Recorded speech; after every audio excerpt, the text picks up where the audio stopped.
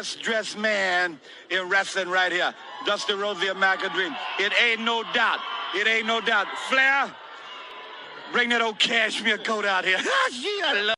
Can't help it that I'm custom made. I can't help it that I look good, smell good, can dance all night long.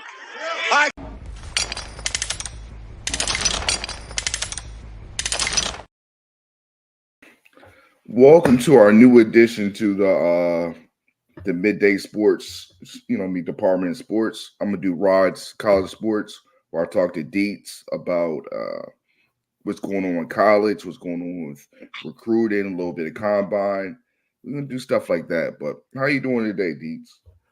Doing good, man. Doing good. It was the combine was the combine, but you're seeing a lot. You're seeing a lot of craziness. So we'll talk about it. What's your thoughts about like the top tackles? Did any top tackles stand out to you? Joe Alt. He's massive. The combine. The funny thing about the combine is everything that they show you is the least important stuff. The most important stuff is height, weight, health, whether they pass the medical. Like that's it. That's all that matters at the combine. That's all the important stuff. And for the guys that passed it, I mean, got guys like Joe Alt, the offensive tackle from Notre Dame. He looked like a stud. He looked like a stud. And who else stands out to you? Watching in the combine. The guy who stood out to me really. I mean, and the combine is really. I've said this before. I said this the last time we talked, which is after the Senior Bowl. Mm-hmm. All of these things: the Senior Bowl, the combine, the posted, the pre-draft workouts, all of this stuff. As a fan, what it should do, if a guy impresses you, it should make you go back and watch their film and then get impressed by stuff that you see on film. That's how this should work. We've seen it too many times where guys draft off the combine. Oh, this guy had a great combine, so we'll draft him, and it absolutely flops. What should happen is you see a guy, you go, all right, this guy looked good at the combine. One of those guys was what was he? Malik, the wide receiver for LSU. For LSU. Neighbors. And what really makes me look at him is, one, you look at all the other wide receivers, you're looking at 6'4", 6'5" guys. This guy came in at 6 foot, and he still looked like he could make explosive plays. And that's the way you're seeing the NFL go. I mean, you got guys like Tyreek Hill, guys who are not typical, 6'4" wide receivers. But those guys are able to get done underneath. That's a guy who impressed me a little bit at the combine. And what you call impressed with the way he looked. What you call impressed? I like this guy, and nobody else seems to like him. I like him, and I think he'll be probably a third or fourth round pick, but he'll be a stud. That's Ladd McConkey from Georgia. He showed me he's got his hands are better than anybody in this draft. He's probably got the best hands in this draft. I don't know, Deez. That's crazy. I like them two boys from Texas though, man. I think their hands is not too bad. Worthy and the other guy, Johnny. What's his name? Johnny something. Yeah. Well, I'm looking at the wide receivers right now and just bringing it up because why is it doing this? Just trying to bring up the list. I was looking I was looking at quarterbacks before, but oh yeah. Well, I mean, Worthy is gonna be the guy, but you talking about Mitchell? Yeah, Mitchell looked good. AD Mitchell. I like also I like Brandon Rice. I think he had a good combine. He ran a 4.5. And I think he's a dark horse. I think he's going to be pretty productive. Luke McCaffrey, man, I didn't expect that time from him. Oh yeah. I think he could be a great late rounder. I think he can have a solid career. Yeah, I think a lot of these guys, it really that's what I look for in the wide receivers is really the hands drill that they do, and I want to see them get off the line. That's what's important to me at the combine. I still think obviously Marvin Harrison's the number one wide receiver. We know that. How do you feel about him not doing a combine? How you feel about him not doing a combine? Do you think that's a good move by him personally? I'm fine with it for Marvin Harrison. For Marvin Harrison, there's no upside. There's no upside to doing anything at the combine. His job was to get there, show up, get past the medical, talk to the teams that are going to draft him, and that's all. That's all. If you're a top guy, you don't have to do the combine. Everything about Marvin Harrison is on film. We all know who he is. So he doesn't need the combine. The combine is for guys who are looking to make their name or guys who are looking to get on the board. And so none of the top guys you really have none of those guys are really going to go back. It's the guys after him. And like I was saying with Malik Neighbors, he's kind of like I was kind of like, all right, where does he fit in this? And now I have to go back and look and see where exactly I put him, because right now I've got Rome above. I got a Dunze above him just because of his in season. Dunze was able to make the big plays when you needed him. That's the kind of guy I like to have. But like I said, with Malik Neighbors, him being 6 foot, his showing was really good at the combine. And why do you think why don't you think Brian Hartline get a shot up, the next level as a wide receiver coach? Because you look at what he developed at Ohio State with the receivers he had, Olave, Marvin Harrison, Jigma Smith. You see what he develops over them years, 3 years, 2 years. Why do you think he gets a shot? Wide receiver coaches typically are not going to get the push that, and you've just seen that historically. Nobody really goes from wide receiver coach to offensive coordinator. Yeah, it's very rare for that to happen. And for a guy like Brian Hartline, who's an Ohio State guy, he's been at Ohio State forever, graduated from Ohio State, played at Ohio State. I really don't. There's not much to talk about there, because we all know, everybody who watches Ohio State knows the offense runs through Ryan Day. Mm-hmm. So that's why you don't see a lot of Ohio State coaches. You see a lot of talent, but you don't see a lot of Ohio State coaches going on to doing other things on the offensive side of the ball, because everybody knows it goes through Ryan Day. Mm-hmm. It's like, what is this? This is going to be primarily a college football talk, sports show. What's your thoughts about, what do you think Chip's going to bring to Ohio State, man? Do you think this offense is going to get better, or do you think Ryan Day will still? What he's gonna bring is what Chip Kelly does, mm-hmm. which is pace, and what I mean by that is he's going to bring the plays. You're not going to see the play clock under 20 very much. You're going to see plays in and out. You're going to see them going. Typically, a typical offense will run like 40 plays in a game. A Chip Kelly offense will run 63, 65. Like that's what Chip Kelly's going to bring to Ohio State is just the tempo and getting it up. Otherwise, scheme wise, he's not much is going to change.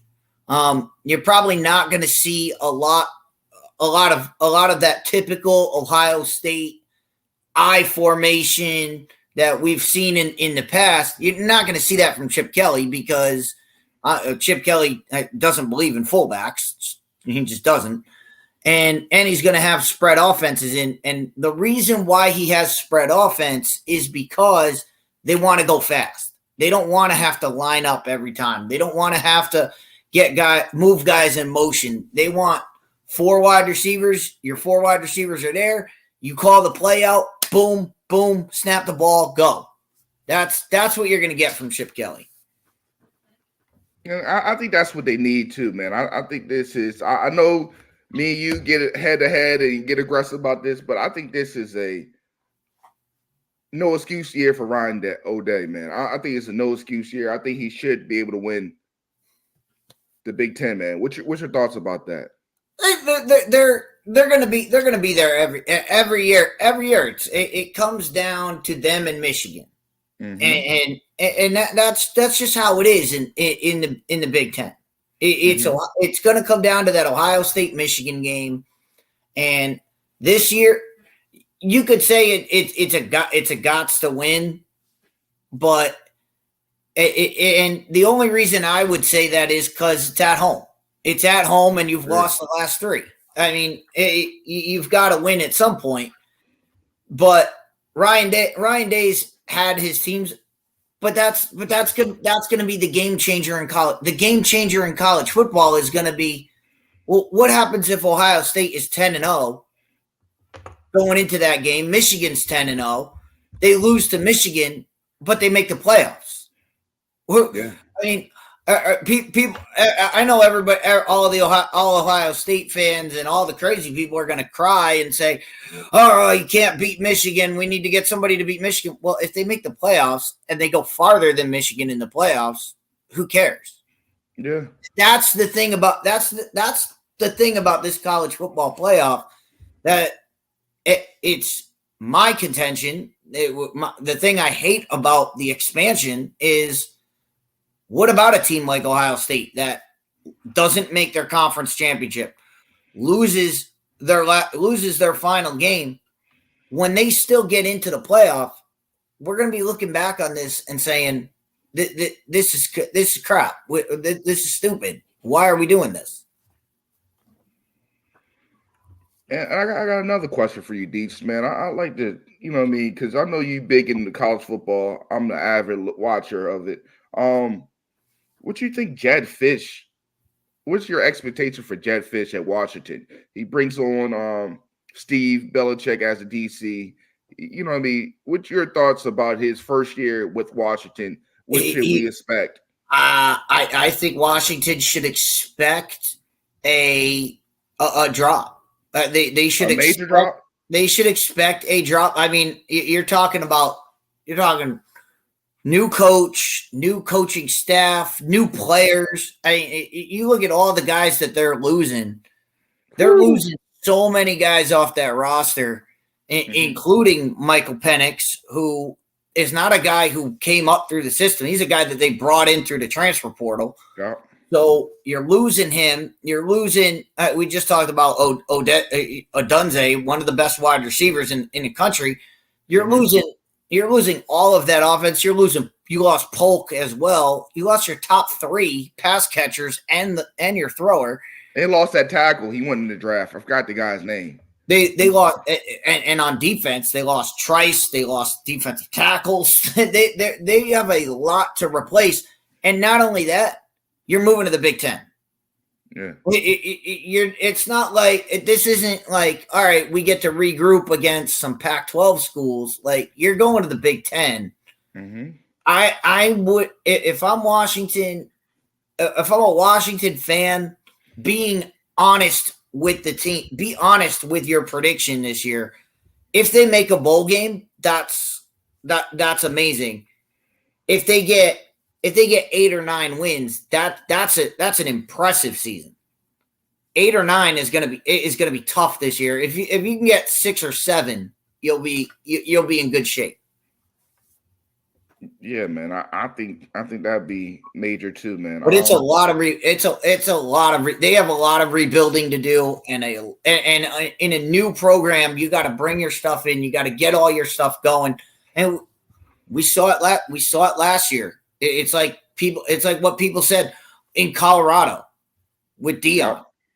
You know, everybody said, "Oh, Deion's going to come in, and it's going to be." And what did I tell you? I said it's going to take time. It's going to take time for Deion's program to get going, and we saw what happened. They came out of the gate hot, and then everything fell apart. And you told me in the beginning. You told me, Rod, that TCU roster got destroyed. You told me that in the beginning. Mm-hmm. But Sonny Dykes, we gotta be real. He's a great coach. He got a lot of, he's a great player coach. You know how to get them boys to coach. What's your thoughts about the SEC this year? What are you? Is it Georgia to lose still, or what's your thoughts about the SEC this year? We bring Oklahoma. You got Texas coming over. What's your thoughts about the SEC this year? I think Texas is gonna be, as long as Arch Manning is there. Texas is gonna be in the. I thought you were starting. Arch Manning's gonna play. There's no question about that. They did not bring Arch Manning in there to sit him on the bench for 2 years. That's not going to happen. You don't bring a guy like, and we saw it last year. We saw Arch come in mop-up situations, yes, but you could see him slinging the ball, and you saw the guys get behind him when he was in there. I fully believe that Arch Manning's going to be controlling that team. By the time the season's over, it's going to be Arch Manning's team. But that being said, Texas will be a hard draw, but it's Alabama. It's Alabama's. It's Alabama's to lose next year, and Georgia's still going to be there in the East. The East still has nobody can challenge them. And I know your Vols have given them headaches lately, but they're still not at that level. No faith in Napier. Plus, no, I don't know who I don't know who the quarterback is. Yeah, I don't know. you can't beat Georgia without a quarterback. So you got to have somebody with some experience in there. Especially against Georgia, against a Georgia defense like that, they're gonna eat him a lot. They're gonna eat a young quarterback up. Now we've seen it too many times. So, but yeah, so it's Georgia in the East. It's still Alabama's conference in the West. I mean, look at what happened last year. I mean, Alabama shouldn't have even been there. They get to the SEC championship game and they still win it. So Alabama ain't going anywhere. You know what I mean? I think that guy got a lot of pressure for his first year. It's some big shoes to go, you know what I mean, right behind Nick Saban. I forgot the coach's name. What was his name again?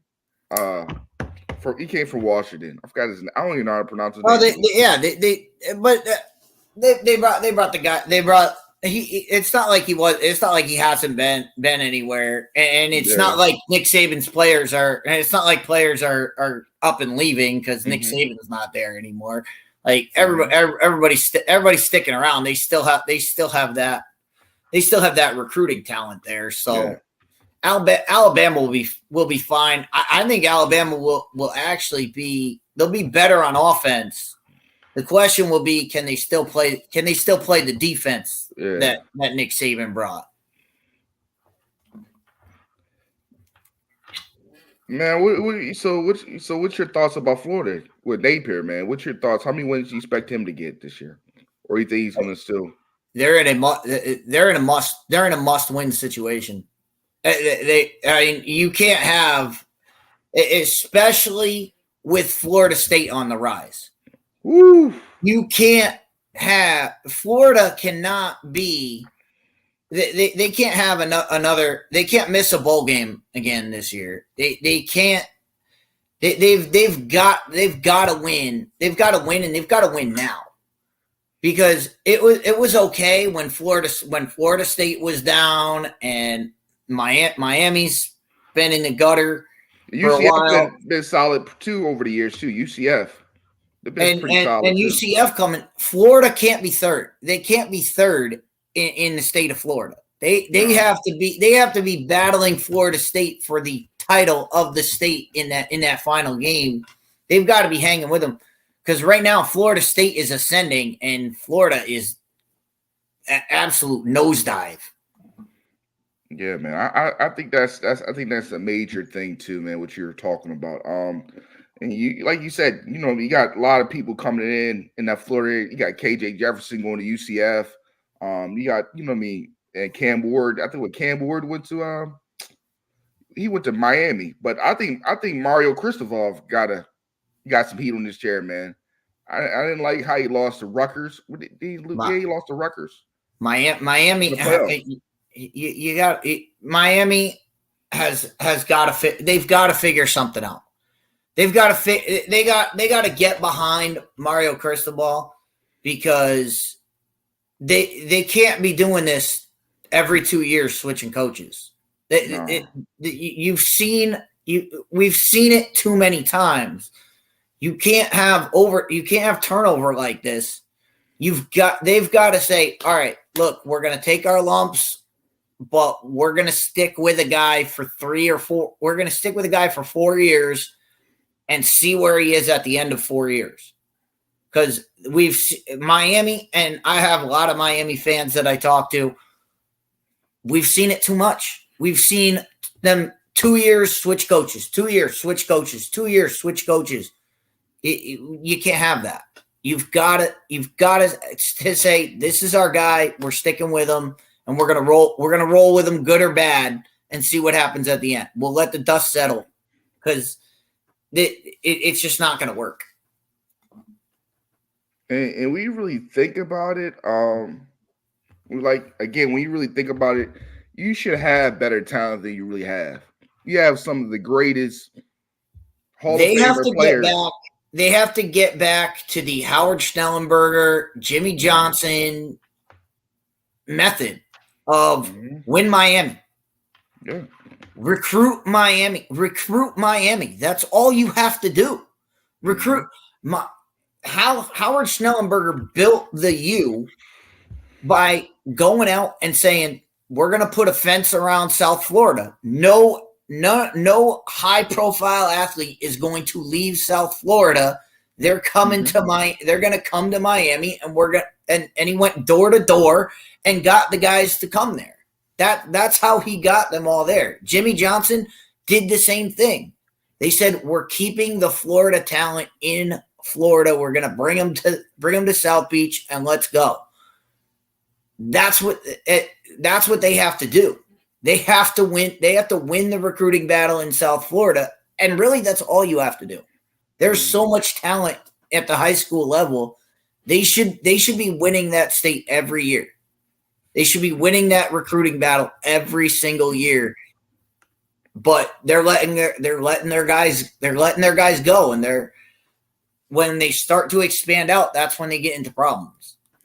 Yeah, man. I think they could definitely get back there, but again, it's going to take, like you said, recruiting is everything, and then getting the kids to believe in you, to get them to come into that program, man. Because it's sad to see the historical legacy teams and programs not be themselves no more, man. It's sad to watch. It'll be interesting. It'll be interesting to see what happens with the ACC this year. Whew.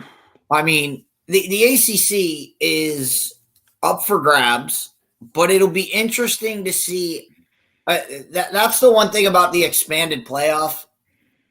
What happens with these with conferences that are not the Big Ten or the SEC? Like, how many teams do they get in?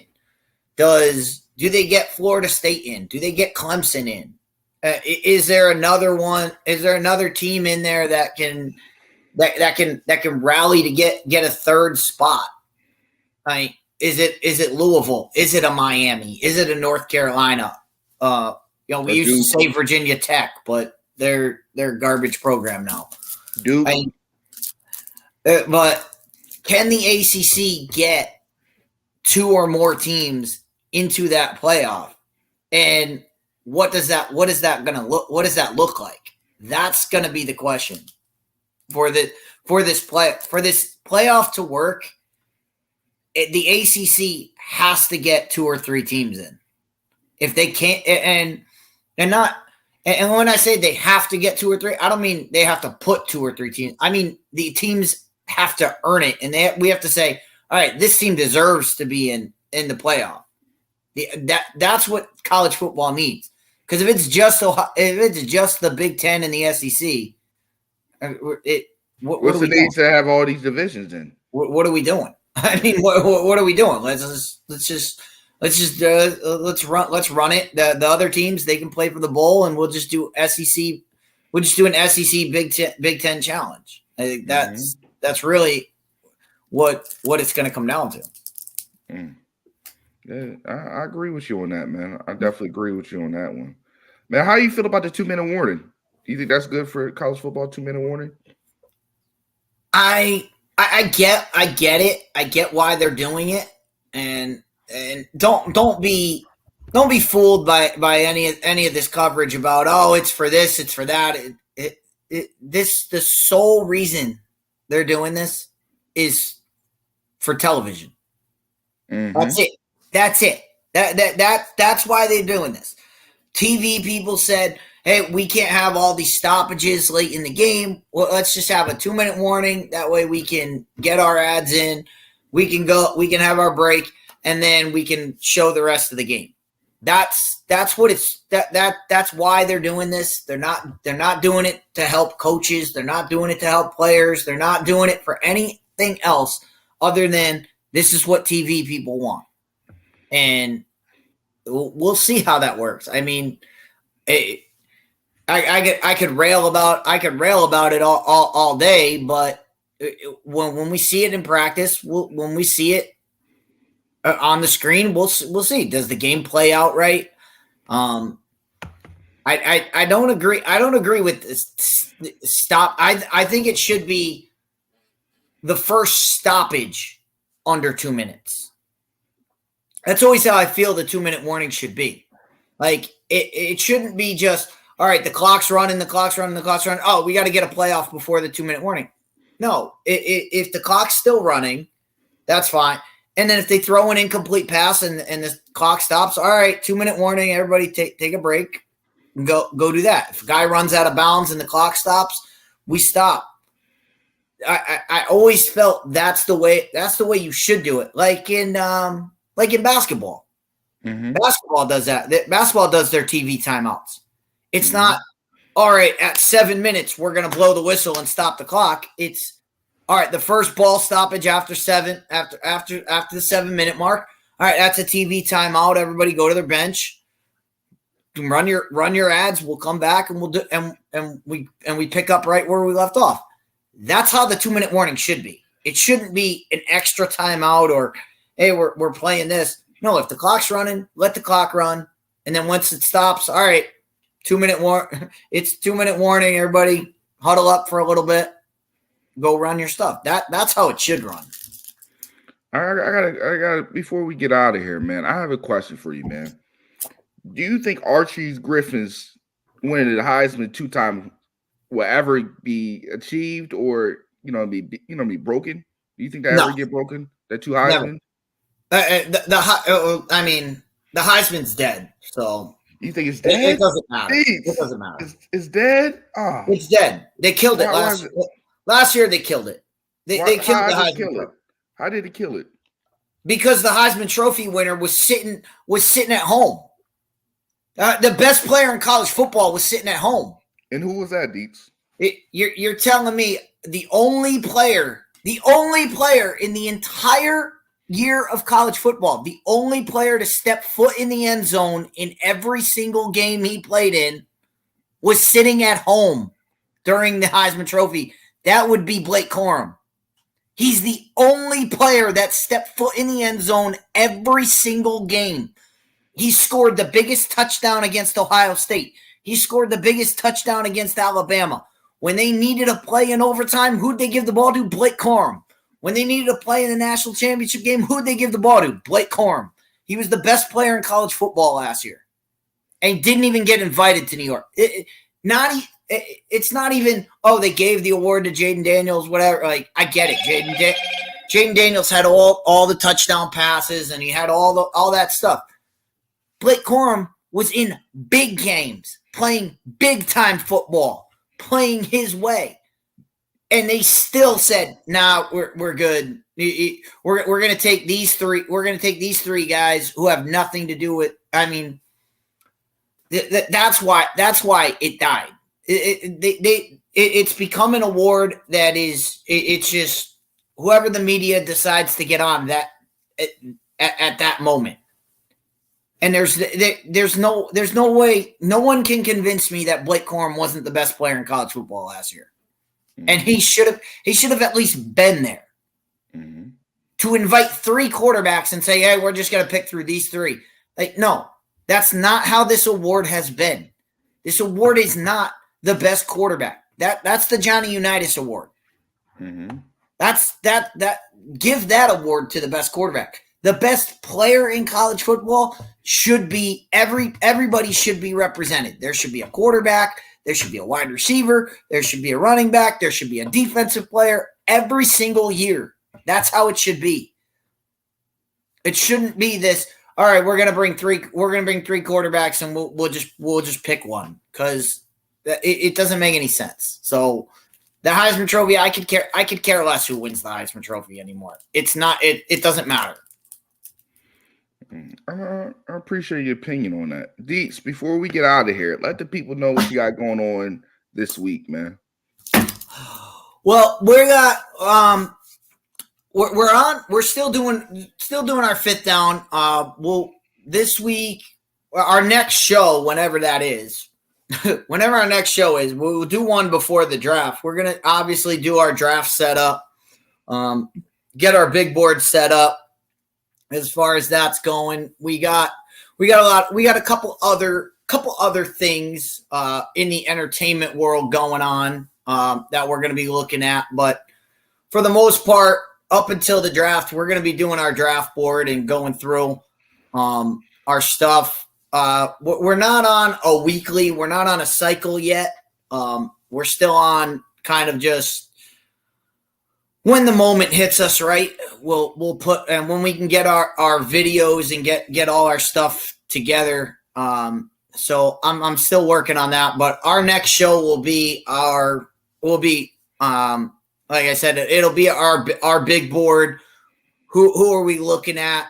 Who are players? And like I've always said, I don't do draft predictions. I don't predict who a team is going to take. I tell you where they're drafting and who I would take. And that's how I predict the draft. And that's how I grade the draft. I grade it on, did you pick a guy who I would have picked? And that's what we try to tell you is who we would take and why. And people can argue about it in the comments of, I would take this guy, I would take this position, my team's not going to draft them. That's fine. We'll tell you who we're going to pick, and that's how we roll with it. Well, and I appreciate your honesty and your opinion and your knowledge on college football. Please go like and share Chris Deets, page, and do all that, because he puts a lot of great content out. Check us every Monday, probably 11, 12 o'clock. And